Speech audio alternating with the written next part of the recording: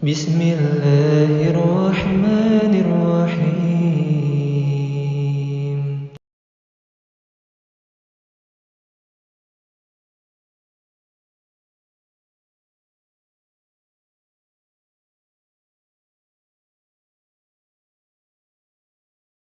Tapi para jamaah Bapak Ibu yang dimuliakan oleh Allah Subhanahu wa taala, kita akan masuk fase yang kelima, yaitu fase yang terakhir yang akan kita bahas, yang dimana pada tema ini para jamaah Ibu ini terkait dengan persoalan yaitu selamat atau tidaknya kehidupan manusia di akhir kehidupan dia, yang dinamakan dengan fase kehidupan akhirat.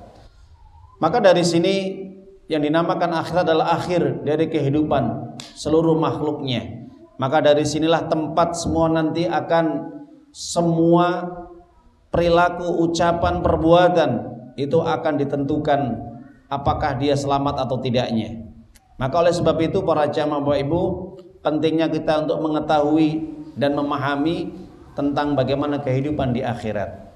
Mungkin pernah kita sering mendengar bahwa di akhirat nanti ada hisab, ada yaumul ba'as, hari kebangkitan, ada yaumul mahsar, hari yang dimana manusia nanti dikumpulkan, ada juga nanti mizanul a'mal, timbangan amalan, ada juga nanti telaga, ya, al-haud, al-kausar, dan juga nanti ada juga sampai manusia di titik akhir perjalanan kehidupan di akhirat, yaitu melewati yang dinamakan titian syirat, jembatan yang dibentangkan di atas neraka jahanam, sampai kemudian finishing yang terakhir adalah al-jannah au nar. Apakah dia masuk surga, apakah dia masuk neraka.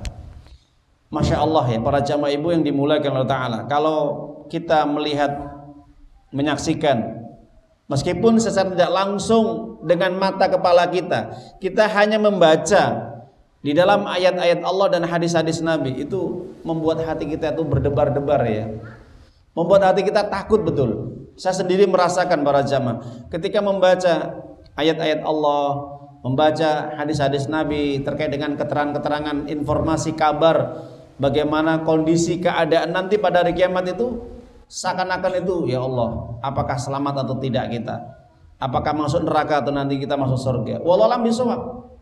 Semua ditentukan dengan apa? Amal kita masing-masing para jamaah ya. Maka yang kita tekankan di sini adalah mumpung belum kita apa? Kasep sampai nanti kita berhadapan dengan kehidupan di akhirat kelak, sebelum kita menyesal, sebelum nantinya kita akan merasakan kita ini sedih ya, kecewa, kenapa masa hidup kita kok tidak saya melakukan amal-amal kebaikan, bertobat, semakin dekat kepada Allah. Maka disinilah kita pentingnya untuk menceritakan kehidupan akhirat. Supaya apa? Supaya kita semakin mempersiapkan diri kita. Karena pada dasarnya para jamaah Ibu, kisah-kisah tentang kehidupan akhirat itu sebenarnya tujuannya apa? Untuk apa? Mengingatkan kita kepada Allah dan mempersiapkan kita bekal untuk menghadap Allah. Intinya itu. Ya. Makanya Allah sendiri menyatakan di dalam surat Al-Baqarah 197, fatazawwadu watazawwadu fa inna khaira zadi taqwa wattaquni ya ulil albab. Di dalam ayat tersebut Allah Ta'ala menjelaskan perintahnya apa kepada kita semuanya. Hendaknya kalian mencari bekal, karena sebaik-baik bekal adalah apa? Takwa. Artinya apa? Sebaik-baik bekal yang harus kamu bawa adalah yaitu melaksanakan amal-amal kebaikan dan perintah-perintah Allah kamu jalankan, dan jauhilah apa yang dilarang oleh Allah. Jangan sampai kamu terjerumus dalam lembah dosa, baik dosa kekafiran, dosa kesyirikan maupun dosa-dosa besar. Itu takwa semua. Itu takwa Bapak Ibu. Nah, kalau itu kita bawa bekal itu, kita membawa amal-amal kebajikan, kita tidak membawa dosa-dosa ya yang bisa menghancurkan kita, membinasakan kita, nanti pada hari kiamat merugikan kita, maka insya Allah itulah bekal yang sebenarnya. Ya, Jadi harta yang kita miliki mungkin hari ini ya kita sukses ya, itu tidak bermanfaat nanti pada hari kiamat. Itu loh. Anak-anak yang kita banggakan hari ini ya, itu tidak bermanfaat nanti pada hari kiamat. Jabatan, kekuasaan, popularitas, apapun yang kita miliki di dunia ini nanti pada hari kiamat tidak bermanfaat. Betul nggak? Itu. Kenapa? Karena nanti pada hari kiamat orang tuh banyak menyesalnya tinimbang bahagianya, banyak menyesalnya. Mungkin hari ini orang banyak bahagianya daripada menyesalnya, kecuali mereka yang diuji di Palestina yang hari ini ya. Mereka mendapatkan kesedihan yang luar biasa, tapi insya Allah mereka teguh, sabar. Tapi di dunia ini banyak bahagianya daripada sedihnya. Kenapa? Ingat para jamaah Bapak Ibu, kalau kita mengukur saja, membandingkan ya, di saat kita sehat dengan sakit ini kita lama mana? Lama sehat, sakit sebentar, betul? Bahagia. Jadi kita ini dikasih sakit cuman hanya paling banter ya, paling maksimal, paling 1 bulan ya. Kecuali kalau sudah sakit menahun, sudah kronis ya, mungkin itu sampai akhir hayat ya. Tapi kita sakit paling 1 hari 2 hari kan itu. Nah, mengeluh kan? Kadang-kadang kita merasakan kesedihan kan, wah sakit gigi nggak sembuh-sembuh, sakit kepala nggak sembuh-sembuh, sakit migrain juga nggak sembuh-sembuh, sakit perut ya, dan yang lainnya. Kita diobatin sama Allah, disembuhkan sama Allah dengan perantara kita minum obat yang dari dokter herbal dan yang lain. Sembuh, bahagia nggak? Sembuhnya berapa? Berbulan-bulan sampai bertahun-tahun, sampai setahun, 2 tahun, 3 tahun nanti sakit lagi. Lah, jadi di dunia ini banyak bahagianya daripada banyak sedihnya. Dan nanti pada hari kiamat akan ditunjukkan sama Allah. Kebanyakan kata Allah, banyak orang yang sedih, banyak orang yang menyesal dari bahagianya. Kenapa? Karena di akhirat nanti Allah akan buka semua tabir perilaku perbuatan yang dilakukan manusia di dunianya. Makanya nanti dijelaskan dalam hadis, ada orang yang semasa hidupnya susah. Ketika dia dicelupkan di dalam surga, maka dia mengatakan, begitu nikmatnya surga. Maka Allah mengatakan, itulah ganti di saat kamu merasa susah di dunia, maka kami kasih ganti kebahagiaan yang abadi di akhirat, di surga. Begitu juga orang yang banyak senangnya di dunia, maka dicelupkan ke neraka. Dia merasa menyesal. Kenapa? Karena ketika di dunia banyak bahagianya, banyak senangnya daripada sedihnya, mudah dimasukkan ke dalam neraka. Nah, jadi para jamaah Bapak Ibu yang dimulakan Allah Ta'ala, maka ini pentingnya kita untuk membahas kehidupan akhirat. Intinya supaya apa? Supaya kita semakin mempersiapkan diri kita untuk menghadap Allah. Di saat kita menghadap Allah, persiapan kita adalah bekal apa? Takwa kita kepada Allah. Karena kematian itu tidak pandang bulu. Ya, sewaktu-waktu kita mati harus siap. Kita dapat postingan-postingan, ada yang ngirimkan kemarin itu, ada orang sedang sholat ngimamin tiba-tiba meninggal dunia. Nah itu kematian yang husnul khotimah insyaallah secara dohir ya. Ada juga postingan dikirimkan orang yang sedang meninggal, sedang berbuat maksiat, sedang minum. Ternyata apa? Allah takdirkan dia mati dalam kondisi dia sedang mabuk, sedang minum. Akhirnya mati dalam kondisi apa? Su'ul khatimah. Lah begitulah manusia. Intinya pada hakikatnya di dunia itu hanya kehidupan yang sementara, kenikmatan yang sementara. Wa farihu bil hayatid dunya wa mal hayatad dunya fil akhirati illa mata', kata Allah. Mereka berbahagia, mereka bersenang-senang dengan keluarganya, dengan istrinya, dengan anaknya, dengan teman-temannya, dengan relasinya ya. Mereka bisa ketawa ketiwi, mereka bisa berbahagia, mereka bisa kemana-mana. Itu di dunia. Tapi ingat para jamaah Bapak Ibu, kata Allah, ingatlah kehidupan di dunia dibandingkan dengan kehidupan akhirat adalah hanya sementara dan kenikmatannya menggiurkan. kenikmatan yang menipu, ya. Mungkin hari ini kita bisa ngobrol dengan teman kita, nggak tahu besok kita mati, betul. Hari ini kita bisa bekerja, tiba-tiba besok kita mati. Hari ini kita bisa beraktivitas, kita bisa ibadah, besok kita mati, kita tidak tahu. Makanya pentingnya di sini kita untuk senantiasa saling mengingatkan adanya kehidupan akhirat. Kenapa? Supaya kita semakin menambah iman kita dan amal ibadah kita. Kita rehat dulu untuk sholat, azan dulu. Iya, azan dulu Mas. Sudah 19 ya. Kok belum azan? Kita pending dulu.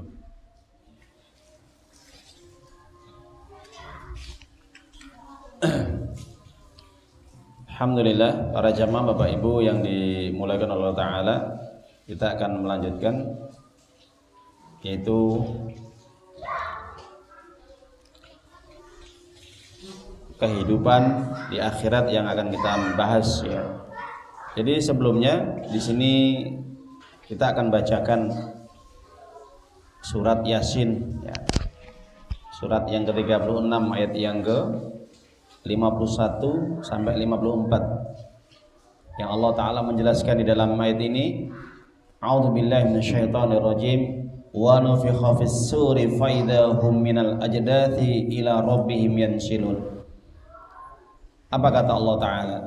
Di saat sangkakala nanti ditiup yang kedua kalinya untuk membangkitkan orang-orang dari kuburnya, dan seketika itu mereka bergerak cepat dari kuburnya menuju Allah Subhanahu wa taala, menuju kepada Tuhannya.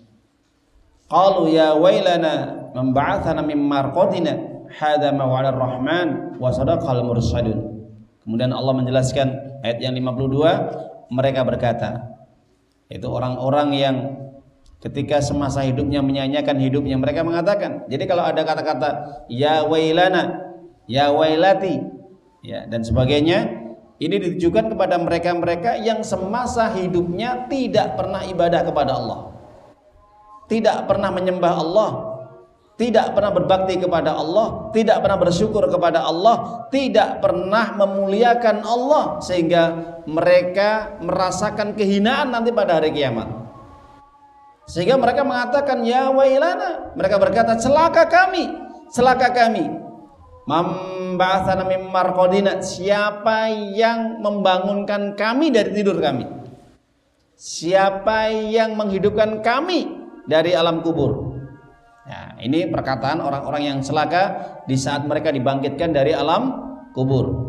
Hadza ma wa'ada ar-rahman wa sadaqal mursalun. Dikatakan kepada mereka, inilah yang telah dijanjikan oleh Allah yang Maha Pengasih, yang dimana Allah sudah mengkabarkan kepada kalian akan janjinya bahwa kalian akan dihidupkan kembali nanti pada hari kiamat. Tapi kalian tidak pernah mendengar, kalian tidak pernah memperhatikannya, bahkan kalian menyombongkan diri seakan-akan kalian tidak pernah mengetahui persoalan masalah itu. Nah, ini orang-orang yang sombong ini nanti dia akan betul-betul merasakan bagaimana, ya, celakanya mereka nanti pada hari kiamat kelak tatkala mereka dibangkitkan.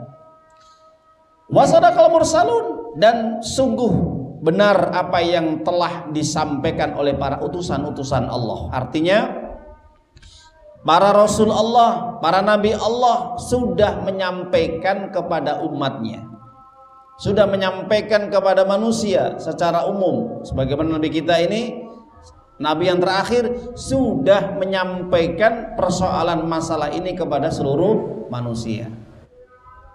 Ada yang menerima, ada yang beriman, ada yang ingkar kafir kepada Allah. Jadi kalau kita lihat para jamaah Bapak Ibu, tidak ada alasan lagi bahwa mereka tidak tahu, tidak mengerti. Tidak ada orang yang memberitahu, menyampaikan, menasehati, menunjuki, memberikan petunjuk, memberi kabar dan sebagainya. Nah, ini alasan nanti dibantah oleh Allah, padahal para rasul, para utusan Allah sudah menyampaikan. Sebagian ulama mengatakan para mursalin ini adalah orang-orang yang menyampaikan agama, menyampaikan ilmunya Allah, baik dari kalangan ustadz, ulama, syekh atau kiai atau apapun, yang dimana sudah tidak ada para rasul, para nabi. Gantinya siapa? ustadz, kiai, ulama, syekh, habib, atau siapapun mereka yang menyampaikan agama Allah, mendakwahkan agama Allah dengan jujur dan amanah tanpa ada kepentingan yang lain. Nah, ini bukti mursalun yang diutus. Jadi sudah tidak ada alasan lagi Ustaz tidak tahu, saya tidak mendengar, ya. Maka nanti dibantah, afala tasmaun, afala tadzakarun, afala tubsirun. Apa kamu nggak pernah melihat dengan matamu, dengan kedua matamu bahwa ada di sana pengajian, di sana ada khutbah-khutbah, ada majelis-majelis ilmu, ada ceramah-ceramah, dan juga kamu punya HP, tidak kamu gunakan untuk melihat kebenaran, mencari hidayah Allah, mendengarkan ceramah-ceramah, melihat ceramah-ceramah. Alasan itu dibantah oleh Allah. Nggak tahu, dibantah sama Allah. Nah itu. Dan juga para jamaah Bapak Ibu, Allah sendiri juga mengatakan dalam ayat ini bahwa orang-orang yang dimana mereka ini seakan menutup telinga mereka, menutup hati mereka, menutup ya pendengaran mereka, penglihatan mereka, maka orang yang seperti ini adalah orang yang paling celaka nanti pada hari kiamat kelak, ya. In kanat illa sayhatan wahidah fa idahum jami'ul ladaina muhdharun. Teriakan saat itu teriakan yang sangat luar biasa, ya. Orang kalau teriak itu biasanya kan dengan suara yang menggelegar, ya. Dan itu teriakan sekali saja, tidak ada teriakan dua kali. Dan itu serentak. Seluruh manusia ketika mereka dibangkitkan di alam kubur, mereka akan teriak, tahu bahwa mereka akan segera untuk dihisab oleh Allah Ta'ala, akan siap untuk diadili sama Allah. Siapapun, bahkan para nabi pun diadili sama Allah, betul? Ya, manusia, bahkan sampai pun binatang pun dihisab oleh Allah. Kalau masalah hisab semua dihisab, nggak ada yang tertinggal, tidak ada yang terlewatkan. Binatang pun dihisab. Dijelaskan dalam hadis panjang sekali. Nanti binatang-binatang pun akan dihisab di hadapan Allah. Binatang yang buas dengan binatang yang tidak buas. Kenapa kamu menanduk? Kenapa kamu membunuh? Kenapa kamu makan, menerkam, dan yang lainnya? Itu akan dihisab. Meskipun pada dasarnya mereka tidak ada surga dan neraka. Jelas ya? Lah hisab tetap dihisab. Binatang pun dihisab, apalagi manusia. Ya, nanti akan kita jelaskan tentang perhisaban bagi manusia atau jin. Itu ada dua hisab, ya. Nah, kemudian para jamaah Bapak Ibu, ketika mereka berteriak dengan teriakan sekali itu, faidahum jamul ladaina muhdharun, mereka dihadapkan kepada Allah, ya. Mereka menuju Allah, persiapan untuk diadili sama Allah. Makanya Allah mengatakan, alaihissallahu biahkamil hakimin. Bukankah Allah adalah hakim yang paling adil baik di dunia maupun di akhirat nanti. Jadi kalau hari ini ada orang-orang yang merasa sok, ya, menjadi hakim sehingga dia melencengkan, menyelewengkan amanah, dia mendolimi orang lain karena dia memiliki, ya, hukum yang dimana di situ dia melencengkan, menyelewengkan keadilan, maka siap-siap nanti pada hari kiamat orang seperti ini orang yang paling berat siksaannya. Siapakah orang yang paling sombong? Mereka para pemimpin, para hakim yang tidak amanah. Nah itu.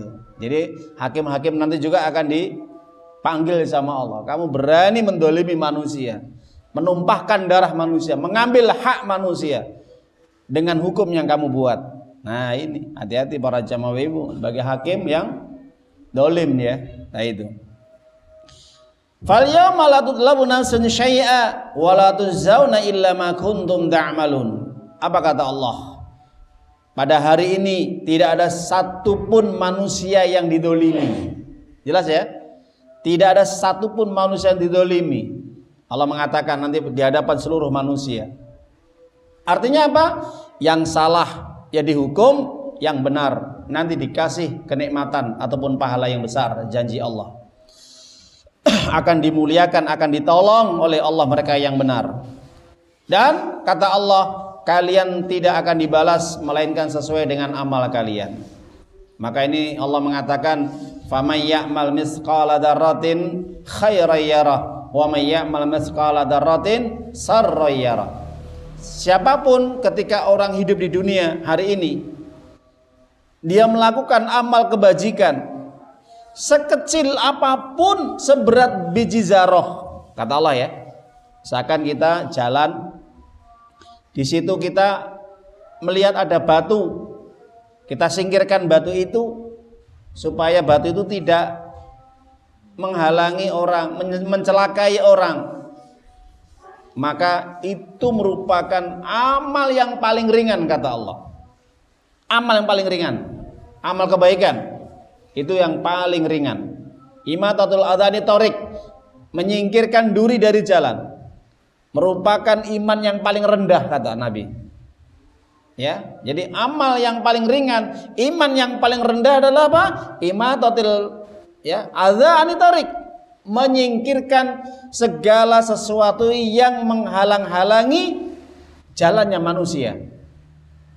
Nah, itu pun nanti sama Allah akan ditampakkan. Ini loh perbuatan kamu semasa hidup kamu, menyingkirkan duri dari jalan, batu dari jalan, ranting dari jalan. Kamu lihat ada binatang yang keserempet, kamu ambil, kamu tolong, kamu bantu, kemudian kamu obatin dan sebagainya. Itu nanti akan dicatat sama Allah, ditampakkan ya. Ketika ada orang yang mau nyebrang, kita seberangkan, misalkan kita bantu dia supaya bisa menyeberang dengan selamat, ditampakkan sama Allah. Itu yang ringan-ringan loh ya. Belum nanti yang besar-besar, sampai yang besar. Membantu saudara kita yang sedang kena musibah, yang hari ini terjadi di Palestina. Oh, itu yang berat-berat ini. Ya, kita berikan sedekah, kita bantu mereka dengan apapun yang kita mampu, ya, dengan doa kita, dengan harta kita, dengan pikiran kita, dengan kita men-share, ya, menyebarkan berita-berita tentang kezaliman orang-orang kafir Israel. Itu yang kita pencet HP kita untuk mendukung umat Islam yang didolimi di Palestina, di Gaza dan yang lainnya. Itu ditampakkan sama Allah. Ini loh amal-amal kamu nih, ya, sampai kita meninggal dunia dalam kondisi kita ibadah kepada Allah. Oh, kamu mati di kondisi dalam sholat, kondisi baca Quran, berangkat pengajian, sedang berinfak, sedang baca Quran, sedang jihad, sedang berdakwah, menuntut ilmu dan sebagainya. Itu ditampakkan sama Allah. Ada juga perbuatan-perbuatan yang buruk, kecil, ya kita maksiat lah. Mungkin kita sedang ngomong yang jorok, ngomong yang tidak baik, sedang kita melihat sesuatu yang tidak baik, yang buruk-buruk ya di HP kita atau yang lainnya, atau kita sedang menyakiti hati saudara kita, kita mengambil hak yang bukan milik kita, kita menipu atau kita curang dalam timbangan, atau kita sedang melakukan perbuatan-perbuatan yang sampai besar dosanya, zina, minum khamr, berjudi, membunuh atau yang lain, ditampakkan sama Allah, mulai yang kecil sampai yang besar. Tapi yang kecil dulu ditampakkan sama Allah ya. Nah, nanti setelah itu, setelah ditampakkan baru ditimbang. Jelas ya? Jadi amal-amal manusia nanti oleh Allah Ta'ala setelah ditampakkan, ya, nanti baru ditimbang. Berat mana ini? Ya, makanya di situ Allah mengatakan fa amma man saqulat mawazinu fa huwa fi syaddir radiyah. Siapapun yang berat timbangannya nanti pada hari kiamat, apa? Kebaikannya berat. Ya udah, masuk surga dia. Wa amma man khafat mawazinu fa ummuhu hawiyah. Wa ma adraka ma hiya narun hamiyah. Setelah ditimbang, wah, keburukannya banyak ini, berat ini yang dosanya ini. Kenapa? Meskipun dia banyak sholat, meskipun dia banyak sedekah, baca Quran, tahajud, umroh, haji, datang majelis ilmu, setelah ditimbang banyak dosanya. Ternyata apa? Dosa yang membuat dia ini berat adalah apa? Amal yang dikerjakan tidak ikhlas, banyak riaknya, banyak sum'ahnya, banyak pamernya, banyak sanjungannya. Itu merontokkan amal-amal dia. Ternyata ditambah dengan dosa besar dia, mendolimi saudaranya, tetangganya, kerabatnya, dan siapapun, mencaci maki, menghina, mengfitnah, ya. Meskipun dia tidak pernah minum khamr, meskipun dia tidak pernah membunuh, meskipun dia tidak pernah curang, meskipun dia tidak pernah mencuri, tapi yang merusak amal kebaikan dia apa? Hasad, apa? Dengki kepada saudaranya. Nah, ini bahaya. Gitu? Rasulullah mengatakan wa iyyakum wal hasad. Hati-hati kamu dengan dengki. Inalah hasad ya, ya'kul hasanat. Bahwa dengki itu bisa menghapus kebaikan. Sebagaimana api membakar yaitu dahan-dahan yang kering. Ya, jadi hati-hati Bapak Ibu yang dimuliakan Allah Subhanahu wa taala. Maka ini proses yang dijelaskan oleh Allah di dalam surat Yasin terkait bagaimana tatkala nanti tiupan sangkakala yang kedua, manusia dibangkitkan dari alam kubur, dan kemudian disitulah proses persiapan untuk dia menghadapi yaitu pengadilan Allah. Maka sebelum kita tutup, sedikit kita tambah bahwa kondisi keadaan manusia nanti setelah dibangkitkan dari alam kubur, kemudian roh-roh akan digatukkan, akan digabungkan dengan jasad-jasad kita. Yang hari ini kita seperti ini Pak Bu ya, nanti semuanya itu akan kembali kepada jasad kita. Jadi roh akan diberikan kepada ditempelkan, dimasukkan lagi ke jasad kita. Kita kan bangkit dari kubur ini ya, seperti nanti mulai dari tulang ekor dulu ya, kemudian nanti mulai bentuknya seperti tanaman itu loh, yang diairi itu ya. Jadi mulai mungkin dari tulang ekor, kemudian merambat ke badan-badan semua, kaki, tangan, kepala, sudah berbentuk, kemudian roh-roh tadi dimasukkan ke dalam jasad kita kembali. Nah, maka dasar situ para jamaah ibu, ada 3 golongan kondisi manusia di saat ketika dia bangkit dari kubur menuju ke padang mahsyar. Nah ini, yang pertama Rasulullah mengatakan dalam hadis Sahih Imam Bukhari, yang pertama manusia itu ketika mereka digiring menuju padang mahsyar, ada yang mereka berkendaraan. Yuhsyaruna rukbanan. Ada mereka yang berkendaraan. Ada satu kendaraan untuk 1 orang, 2 orang, 3 orang, 5 orang, 10 jam, banyak. Itu penyebabnya apa? Orang-orang seperti ini yang berkendaraan adalah mereka orang-orang yang ahli infak, ahli sedekah. Masya Allah ya. Jadi mereka yang misalkan kalau korban, dia korban sapi, korban onta, atau minimal kambing. Ini mudah-mudahan insya Allah apa yang dia lakukan di dunia ini menjadi kendaraan nanti pada hari kiamat yang akan dinaiki oleh keluarganya dia. Misalkan dia iuran sapi 7 orang, ya akan dinaikin oleh 7 orang tadi. Atau mungkin kambing untuk 1 keluarganya, dia naik kambing tadi dengan 1 keluarganya tadi. Jelas Bapak Ibu ya. Nah, ini kata Rasulullah SAW. Makanya kesempatan kita mumpung hidup ya, kalau ada rezeki perbanyaklah untuk kita bersedekah, berinfak ya, juga berkorban. Mudah-mudahan nanti Allah akan siapkan kendaraan kita terbaik nanti ketika nanti di menuju padang mahsyar ya. Wallahu bisawab. Yang kedua, ketika digiring ke padang mahsyar, mereka berjalan kaki. Ada berjalan kaki cepat, ada berjalan kaki juga lambat, tergantung amalannya. Makanya kata Nabi sallallahu alaihi wasallam, ketika sudah qomat ya, atau ketika sudah adzan, segera kamu datang ke masjid, jangan berlambat-lambat, jangan bermalas-malas ya. Agar apa? Ketika kalian awal digiring kepada mahsyar, kamu bisa berjalan cepat. Kalau kamu lambat-lambat, ya dipukul sama malaikat mungkin, atau mungkin diseret juga, ya itu. Atau jalannya mungkin terseok-seok gitu ya. Nah itu. Makanya ada orang nanti masuk surga itu yang mereka itu kadang-kadang terseok-seok Pak ya. Ya. Nah itu. Ini orang yang masuk surga terakhir ini. Kenapa? Karena amalannya lamban. Makanya hati-hati kalau orang itu diperintah sama Allah kok lamban, ya masuk surganya lambat. Ya, mungkin dia orang yang belakangan nanti. Makanya kalau diperintah sama Allah segera jalankan. Gak usah kata nanti, segera jalankan. Kalau itu perintah Allah. Kalau perintah manusia boleh dijalankan kalau sesuai dengan syariat, tidak menentang aturan Allah. Kalau bertentangan dengan aturan Allah, jangan dijalankan. Betul? Nah itu. Yang ketiga para jamaah ibu, orang yang digiring di padang mahsyar dengan diseret mukanya di bawah, kakinya di atas. Naudzubillah min dzalik, ya. Jadi ini termasuk kebanyakan orang-orang kafir, orang musyrik, orang munafik tulen. Jadi mereka bangkit dari kubur, digiring, kemudian dipecut, disabet sama malaikat, disuruh jalan dia. Kepalanya di bawah, kakinya di atas. Ketika kejadian ini disampaikan oleh Nabi, peristiwa ini, maka Ibunda Aisyah mengatakan, ya Rasulullah, bagaimana kok bisa orang berjalan di kakinya di atas, kepalanya di bawah dengan diseret? Apa kata Rasulullah SAW? Wahai Aisyah, wahai sahabatku yang lainnya, bukankah Allah mampu menjadikan manusia berjalan di atas, ya, kepala mereka di atas, kaki mereka di bawah?